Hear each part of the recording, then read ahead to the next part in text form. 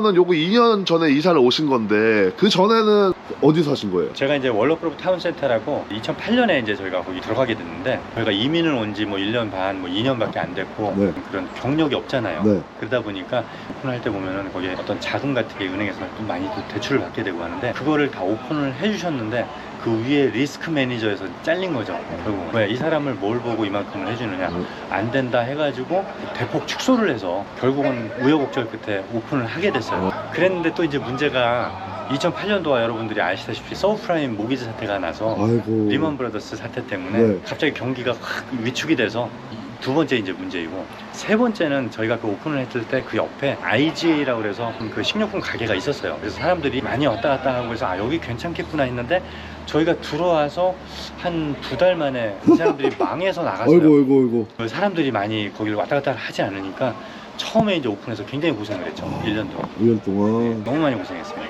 1년 뒤에는 조금 괜찮아지신 거예요? 그 다음서부터는 조금 괜찮아졌습니다. 계속 패칭을 하고 저희가 네. 오죽했으면은 크리스마스 하루 빼고 다 오픈을 했겠어요. 아, 진짜요? 안녕하세요. 안녕하세요. 원장님 안녕하세요. 네, 안녕하세요. 간단하게 자기소개 좀 부탁드릴게요. 저는 카이로프랙틱 의사로서 20년 이상 활동해 오고 있고, 지금 현재로서는 캐나다 BC주 랭리에서 송패밀리 카이로프랙틱을 운영 중인 닥터 송입니다. 반갑습니다. 원장님, 네네. 지금 제가 여기 건물 들어와 보니까 이 건물이 신축 건물 같은데 여기는 이제 새로 이사를 오게 된 지 이제 2년 정도 됐고요. 병원 좀 그럼 구경시켜 주세요. 원장님. 네, 자, 이쪽으로 한번 와보시고요. 이쪽은 저희가 직원들이 일하면서 쉴 때 아, 이제 쉬는 뭐 커피도 공간. 먹을 수도 있고요. 네. 어떤, 그리고 이제 여기가 카이로프랙틱 치료룸. 아, 여기가 치료룸이구나. 예, 그래서 이제 테이블이 있고 컴퓨터 있고, 그다음에 이쪽은 아큐펑처 선생님께서 이제 아, 아큐펑처. 네. 커핑이라 그러나요? 그렇죠. 침도 놓나요? 설마? 침도 넣습니다. 아. 그다음에 이제 이쪽은 네. 실제 이제 마사지 선생님께서 일하시는 마사지 룸입니다. 뭐 RMT라 그러나요, 그게? 그렇죠, RMT. 아, RMT 마사지룸이구나. 두 번째 방. 카이로프랙틱 두 번째 방입니다. 그래서 음. 이게 치료 룸이 있고요. 여기 보시는 이제 이 공간은 리헵, 운동을 시켜주는 어떤 그런 곳입니다. 리헵이 뭐예요? 재활이죠. 재활. 예, 다쳐서 아니면 뭐 사고로 인해서 어떤 이제 재활이 필요하신 분들이 네. 이제 여기서 이제 운동을 또 하시는 거죠. 네, 치료방 딱 보면은 네. 여기 저희가 여기 처음에 방문하셨거나 쓸 수 있는 이제 엑스레이 룸이죠. 아, 엑스레이예요? 그래서 이제 오. 엑스레이 룸으로 인해서 이제 허리도 찍고 그다음에 목도 찍고 여러 가지 이제 그걸 할 수가 있는 거죠.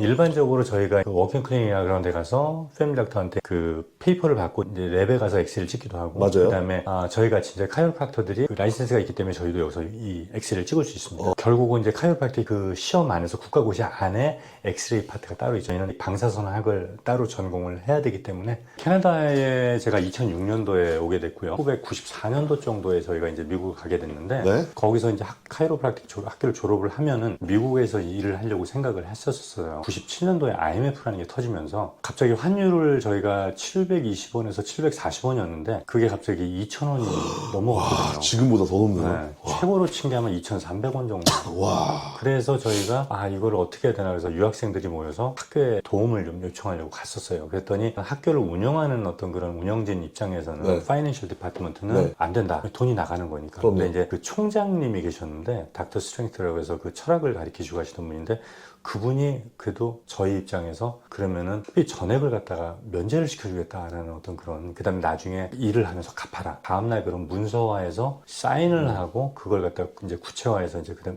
그걸 적용시켜주겠다 했는데 또 이게 영화에서 볼 듯이 그냥 이분이 그 다음날 새벽에 이렇게 돌아가셨어요. 밤. 그래서 이제 참 이게 안타깝긴 한데 한 분이 돌아가셨으니까. 그렇죠. 근데 저희도 또 저희 이제 그 앞일을 또 그러면 어떻게 해야 되냐 대책을 해서 그러면 다시 그 파이낸셜 디파트먼트에 가서 그 사람하고 딜을 해야 되는 거예요. 그래서 갔더니 이제 냉랭하죠. 네 뒷배가 이제 사라졌으니까. 그렇죠. 우여곡절 그때 끝까지 밀고 당기기를 해가지고 저희가 4분의 3 정도를 약간 연기를 시켰어요. 그분들이. 네네. 그랬는데 조건이 또 하나 붙는 게 반드시 6개월 이내에 한국으로 돌아가라. 한국을 돌아가지 않으면 성립이 안 되는 거고, 한국을 돌아가서 한국에서 일을 해서 한국에는 이제 불법이니까 카이로프랙틱이라는 것 자체가 법제화를 갖다 시키는데 같이 노력을 해라. 이제 거기에 가격이 포함된 거예요. 그러면서 거기서 일을 해서 어렵지만 돈을 갚아라. 얘기가 그렇게 된 거죠. 명분이 쓴 거죠. 네. 그래서 이제 모든 계획이 다 취소되고 그냥 한국으로 가게 된 거예요. 졸업하자마자. 카이로프랙틱이 한국말로 하면은 한국말 자체는 없고요. 네. 단지 이제 이걸 양방과 한방 쪽에서 한방 쪽에서는 추나 추나. 추나요법이라고 해서 이제 이 사람들이 그걸 갖다 사용을 하게 되고 네. 그 다음에 양방 쪽에서는 도수치료라고 만든 거예요. 결국 열심히 이제 알리면서 일을 했는데 문제는 이제 법제화 문제 때문에 결국은 법제화의 어떤 그런 높은 벽을 갖다 실감을 하고 그래서 저희가 결심을 하게 돼요. 다시 이민을 나가는 걸로. 근데 처음에는 미국하고 캐나다하고 호주 이 세 곳을 봤는데 역시 정상적인 어떤 이민 신청을 할 수 있는 데가 그때 당시에는 캐나다라는 곳밖에 없었어요. 그래서 저희가 독립 이민을 신청을 했고 저희가 한 1년 만에 아마 그걸 한 걸로 기억을 하는데 이민 컨설팅 회사에다가 연락을 했을 때도 불가능하다. 왜냐하면 한 번도 그걸 해본 적이 없고. 그 카이로프랙틱을 그렇죠. 하는 카이로프랙틱 자체가 한국에는 없었고요. 그때 네. 당시에는. 그 다음에 그것을 어디서 해본 적이 없었기 때문에 그 사람들은 안 된다라고 했기 때문에 저희가 직접 캐나다 대사관 홈페이지를 보다 보니까 이게 안 될 이유가 없어요. 제가 병원에서 일한 어떤 그 경력이 있고 세금을 냈고 그 다음에 모든 요건이 맞았기 때문에 그냥 저희가 그걸 한 서류를 이만큼을 준비를 해서 네. 캐나다 대사관에 직접 전달을 하고 와서 1년 만에 그걸 저희가 받은 거예요.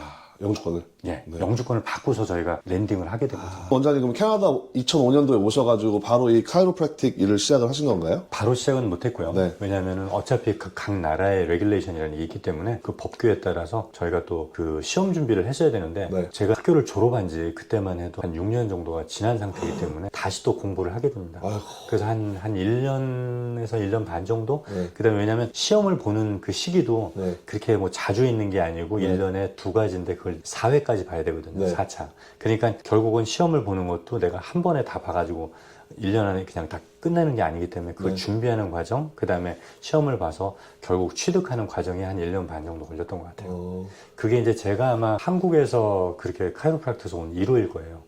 아 진짜요? 네네. 캐나다 최초? 최초예요. 한국인 중에는? 네네. 제가 알고 있기로 두 번째 합격하신 분이 아마 네. 지금 캘거리에 계신 걸로 알고 있는데 어... 제가 처음으로 왔어요. 그래서 여기 캐나다는 특이하게 미국하고 다르게 네. 3번 떨어지면은 그냥 자격 자체가 상실돼요. 3번을 어차피 떨어지게 되면 어떻게 되냐면 당신은 이제 전문인으로서의 어떤 그런 자질이 부족하니 다른 걸 알아보세요라는 어떤 취지로 살아생전에 다시 도전을 못해요. 아 진짜요? 네. 평생에? 그 카이로프랙터가 되기로 한 이유가 있을까요? 제가 이제 옛날부터 운동을 해서 태권도를 했습니다. 아 태권도 하셨구나. 네. 아, 그래가지고 키도 크시고 그러시는 거구나. 네, 뭐 키는 에버리지입니다.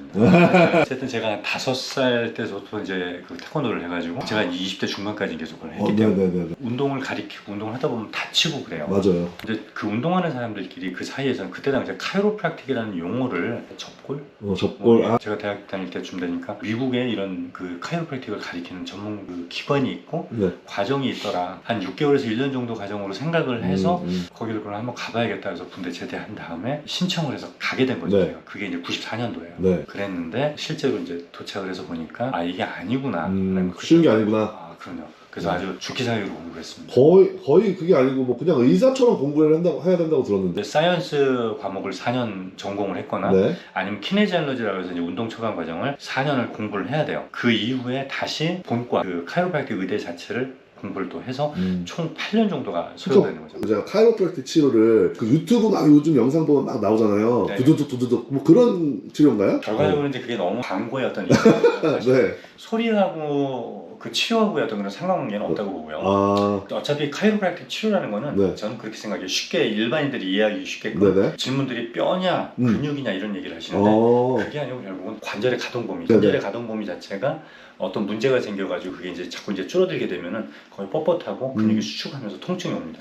그러면 저희는 그 관절의 가동 범위 자체를 복원을 시켜줘서 다시 이제 그 뻣뻣해진 근육 자체가 다시 이완이 되면서 통증 자체를 완화시켜주게 되는 그런 치료가 있습니다. 그러니까 쉽게 얘기해서 고개가 이렇게 안 돌아가요. 뭐 이거 너무 아파요. 뭐 이렇게 하는데 고개 막 이렇게 돌리시는 분들 저희가 하는 일은 고개가 이렇게 돌아갈 수 있게끔 만들어주는 거죠. 아, 저도 사실 최근에 그런 이슈가 좀 있었는데. 뭐 허리가 아프신 분들이 이게 뼈냐 근육이냐 이게 문제가 아니고 안 구부러지잖아요. 너무 아프니까 막 양말도 못 신고 바지도 못 입고 결국은 그걸 통해 가지고 다시 관절의 가동 범위 자체를 복원을 시켜주는. 근데 그거 자체를 카이로프랙틱적인 어떤 수술과 약물과 어떤 다른 그런 것이 없이 저희는 이제 순수하게 카이로프랙틱적인 그런 그 방법으로 복원을 시켜주는 거죠. 관절의 가동 범위 자체를.